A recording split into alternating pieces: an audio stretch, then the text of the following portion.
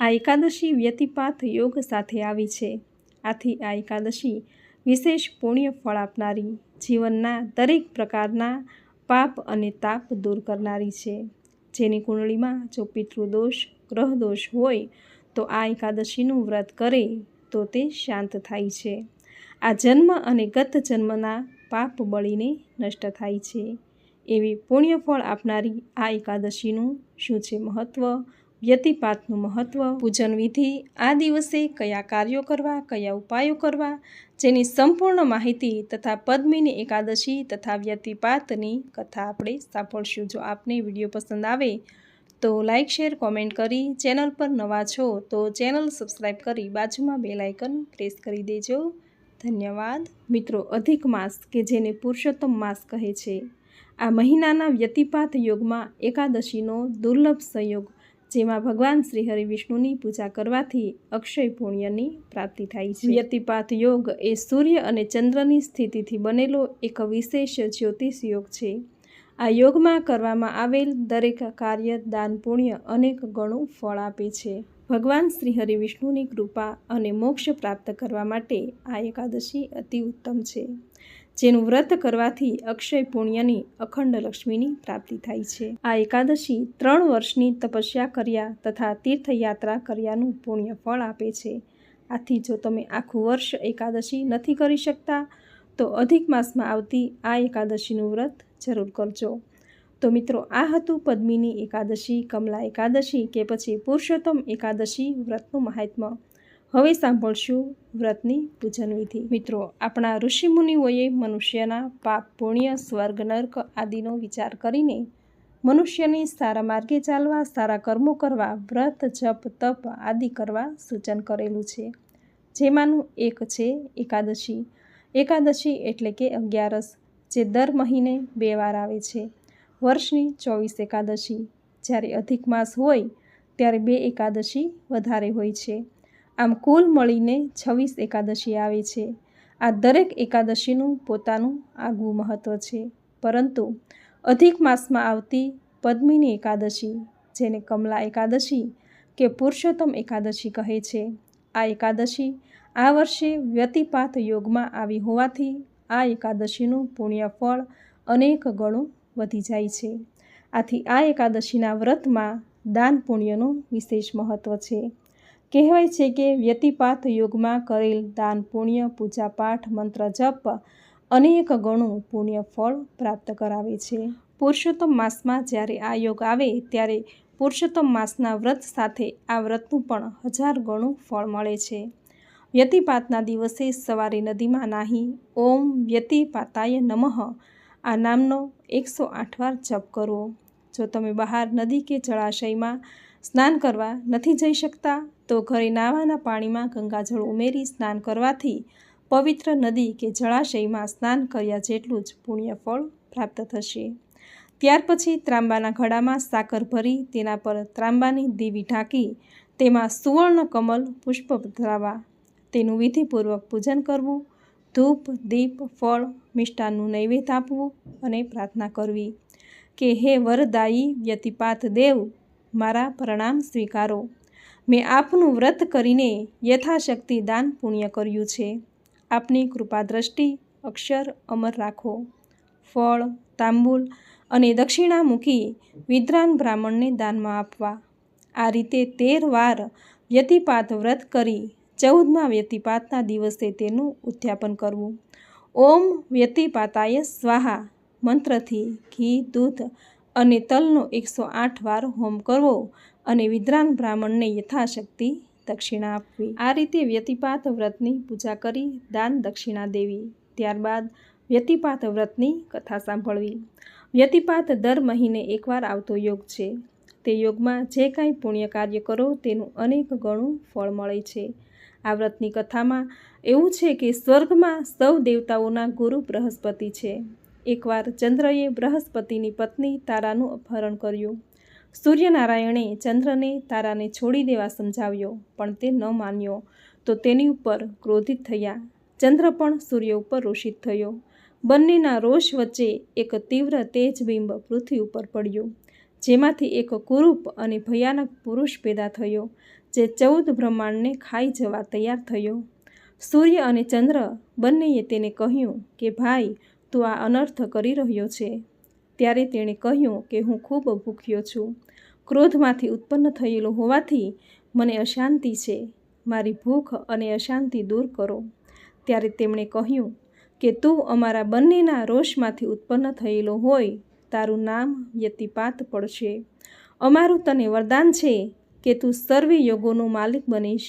તારો ઉત્પત્તિનો દિવસ વ્યતિપાત યોગના નામે ઓળખાશે. આ દિવસે જે કોઈ સ્નાન, દાન, પુણ્ય કાર્ય કરશે તેમને અનંત ગણું ફળ મળશે અને તારી ભૂખ અને અશાંતિ દૂર થશે. તે દિવસથી આ યોગ પવિત્ર થઈ ગયો અને તે યોગનું નામ પડ્યું વ્યતિપાત યોગ.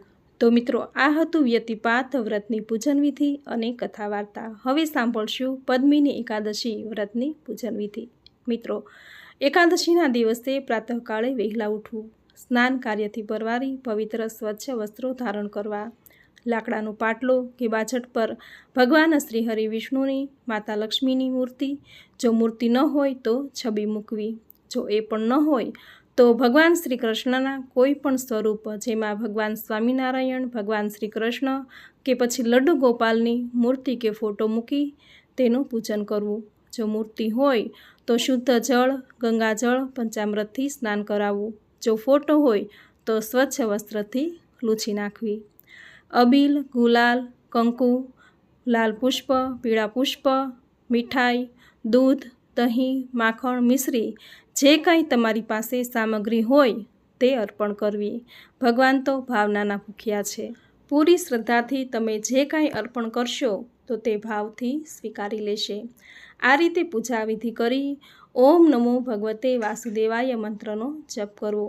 પુરુષોત્તમ માસ ચાલી રહ્યો છે, તો જો તમે કાંઠા ગોરની પૂજા કરતા હોય તો તે પૂજા કરવા જવી. ગોરાણીમાને ઘઉં, ચોખા કે અન્ય અનાજ કઠોળનું દાન આપી દક્ષિણા દેવી. આ રીતે વ્રતની પૂજા કરવી. આ દિવસે જૂઠું બોલવું, કોઈની નિંદા કરવી, કોઈનું અપમાન કરવું વગેરે કાર્યો ન કરવા.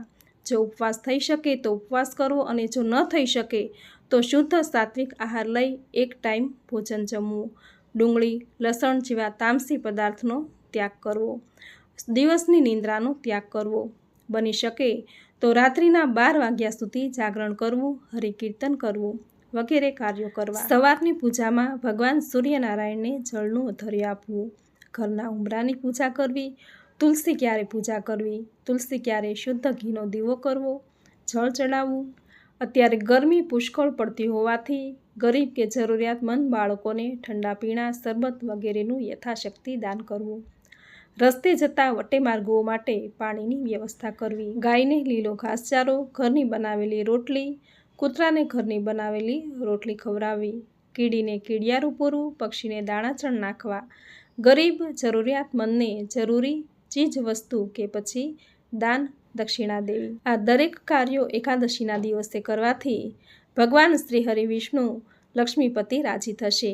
દરિદ્ર નારાયણ રાજી થશે. તેની કૃપાથી ઘરમાં સુખ, શાંતિ, સંપત્તિનો, માતા લક્ષ્મીનો વાસ થશે. તો મિત્રો, આ હતું પદ્મિની એકાદશી વ્રતની પૂજન વિધિ, મહાત્મ્ય, આ દિવસે કરવાના કાર્યો, ઉપાયો. અને હવે સાંભળશું પદ્મિની એકાદશી વ્રતની કથા. બોલો ભગવાન શ્રી હરિ વિષ્ણુની જય. યુધિષ્ઠરે ભગવાન શ્રી કૃષ્ણને કહ્યું, હે જગતના પ્રભુ, ઘણા ધર્મોથી યુક્ત એવા ઘણા વ્રતો મેં સાંભળ્યા છે, પરંતુ એકાદશીનું વ્રત જેવું બીજું કોઈ ઉત્તમ વ્રત નથી. માટે હે જનાર્દન, અધિક માસના શુક્લ પક્ષમાં જે એકાદશી આવે છે તેનું નામ શું છે, તેની વિધિ શું છે તે કહેવાની કૃપા કરો. ભગવાન શ્રી કૃષ્ણે કહ્યું, હે રાજન, દરેક મહિનાની શુક્લ પક્ષની કે કૃષ્ણ પક્ષની જે એકાદશી આવે છે તેનો કદી પણ ત્યાગ ન કરવો, કારણ કે પ્રત્યેક એકાદશી મોક્ષના સુખને વિશેષ કરીને વધારનારી જ હોય છે, તેમાં સંશય નથી. હે રાજન, અધિક માસના શુક્લ પક્ષમાં આવતી એકાદશીનું નામ પદ્મિની એકાદશી, જેને કામદા એકાદશી પણ કહે છે. કલયુગમાં તો એકાદશી જ સંસારરૂપી બંધનમાંથી છોડાવનારી, સર્વે મનોકામનાઓને પરિપૂર્ણ કરનારી તેમજ પાપોનો નાશ કરવાવાળી છે.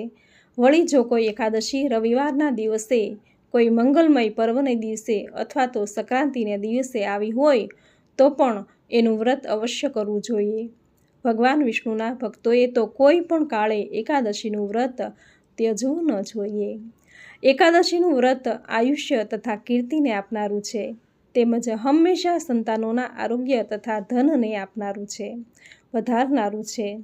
જે લોકો પરમ શ્રદ્ધાથી મુક્ત થઈને શાસ્ત્રમાં કહેલ વિધિ પ્રમાણે એકાદશીનું વ્રત કરે છે, તેઓ આ લોકમાં શ્રી વિષ્ણુના જેવા સ્વરૂપધારી તથા જીવન મુક્ત પણ દેખાય છે, તેમાં સંશય નથી. યુધિષ્ઠરે પૂછ્યું, હે શ્રી કૃષ્ણ, એકાદશીનું વ્રત કરનારા કેવી રીતે જીવન મુક્ત દેખાય છે? તેઓ શ્રી વિષ્ણુના જેવા રૂપવાળા પણ કયા પ્રકારે દેખાય છે? આ વિષયમાં જાણવા હું ઉત્સુક છું. ભગવાન શ્રી કૃષ્ણે કહ્યું, હે રાજન, જે લોકો આ કળિયુગમાં દરેક એકાદશીનું ઉત્તમ વ્રત પાણીનો ત્યાગ કરી શાસ્ત્રમાં કહેલ વિધિ પ્રમાણે પૂર્ણ ભક્તિભાવપૂર્વક કરે છે, તેઓ જીવન મુક્ત તથા શ્રી વિષ્ણુના જેવા રૂપવાળા કેમ ન બની શકે? એકાદશીના વ્રત જેવું પવિત્ર અને પુણ્યદાયી બીજું કોઈ વ્રત નથી. એ વ્રત મનુષ્યની સર્વે મનોકામનાઓ પૂર્ણ કરનારું છે. દશમને દિવસે એક વખત જમવું, 11ને દિવસે વ્રત કરી ઉપવાસ કરી પાણીનો પણ ત્યાગ કરવો, એ વ્રત નિમિત્તે જાગરણ કરવું અને 12ને દિવસે બ્રાહ્મણોને ભોજન કરાવવું. ત્યાર પછી વ્રતના પાળના કરવાથી મનુષ્ય વિષ્ણુના જેવા જ રૂપવાળા થાય છે. આવી જ રીતે જે મનુષ્ય પૂર્ણ શ્રદ્ધાથી આ પદ્મિની એકાદશીનું વ્રત કરે છે, તે પોતાનું ઈચ્છેલું આ લોકમાં તેમજ પરલોકમાં પણ મેળવે છે. આ પદ્મિની એકાદશી પવિત્ર, પાવન, મહાપાપનાશિની તેમજ વ્રત કરનારને ભોગ અને મોક્ષ આપવાવાળી છે. એ દિવસે પુષ્પ, ધૂપ, નૈવેદ્ય તથા ફળો વગેરેથી ભગવાન પુરુષોત્તમની પૂજા કરવી. એકાદશીના આગલા દિવસે, દશમના દિવસે પદ્મિની એકાદશીનું વ્રત કરનારે કાસું, અડદ, મસૂર, ચણા, કોદરા, શાક, મધ, પારકું અન્ન, 2 વખતનું ભોજન અને સ્ત્રી સમાગમ, આ દરેક વસ્તુઓનો ત્યાગ કરવો.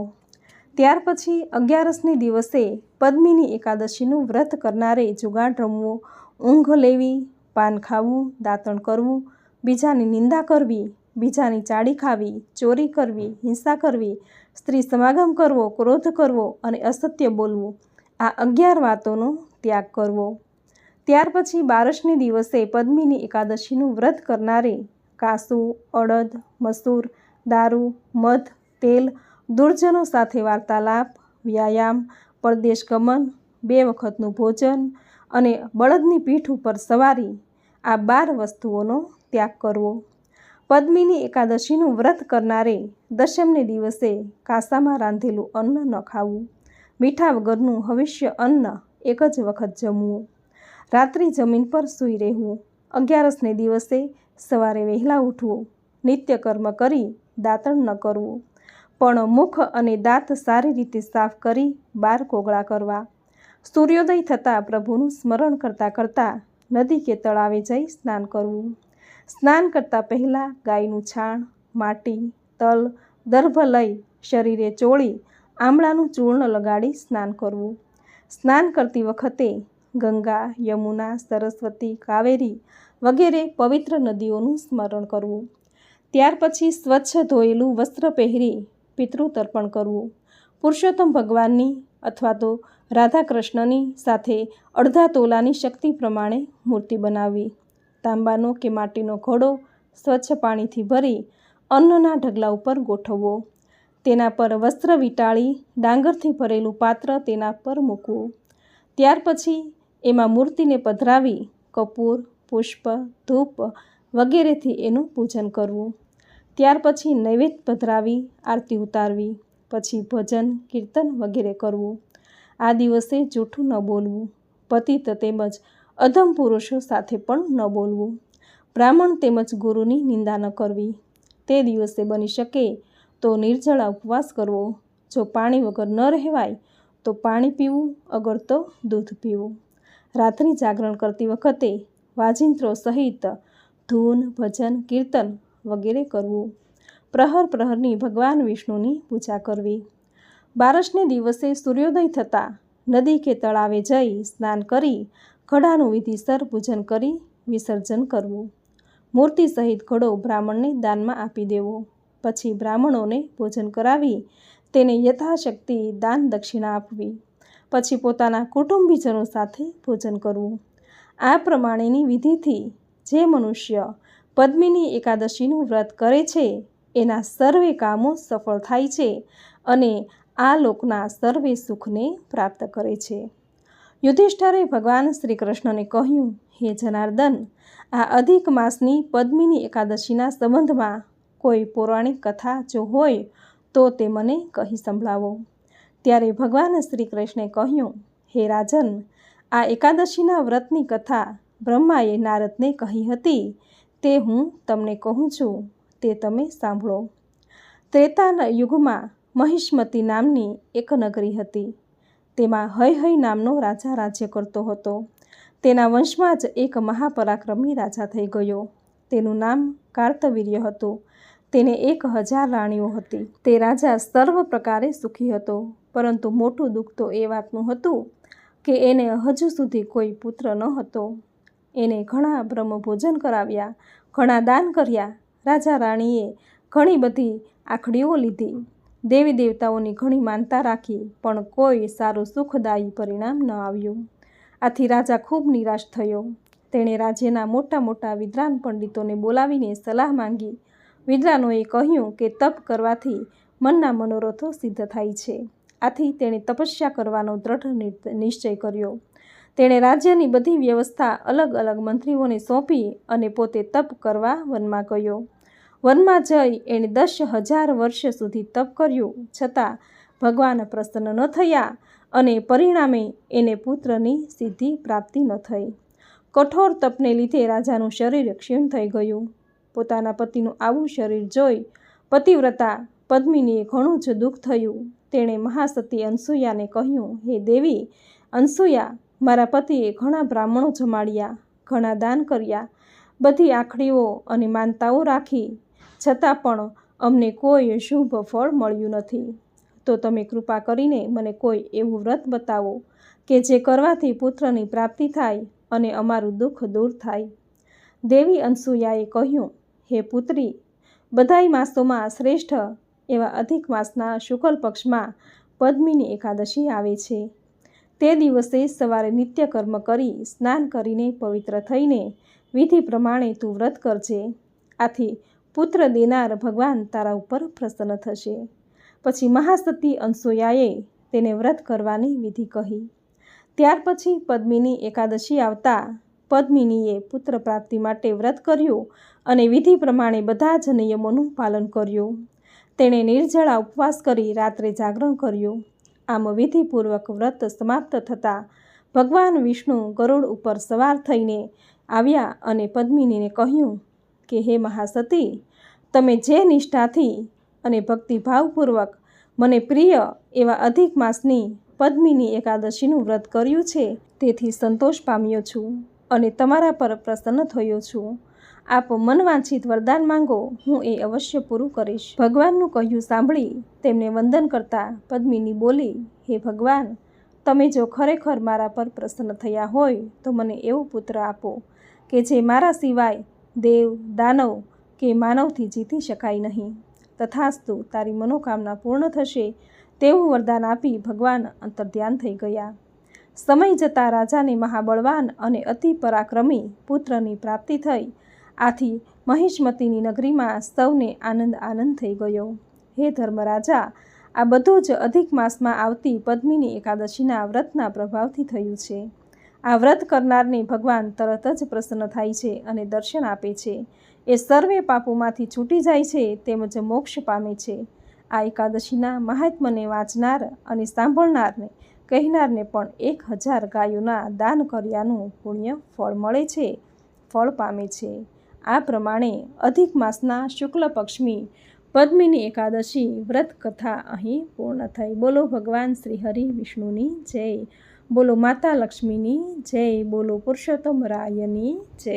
પક્ષીઓમાં જેમ ગરુડ, યજ્ઞોમાં અશ્વમેઘ, નાગોમાં શેષનાગ, નદીઓમાં ભાગીરથી, પર્વતોમાં કૈલાસ, મનુષ્યોમાં બ્રાહ્મણ, અને દેવતાઓમાં જેમ વિષ્ણુ સૌથી શ્રેષ્ઠ છે, તેવી જ રીતે બધાય વ્રતોમાં એકાદશીનું વ્રત સૌથી શ્રેષ્ઠ છે.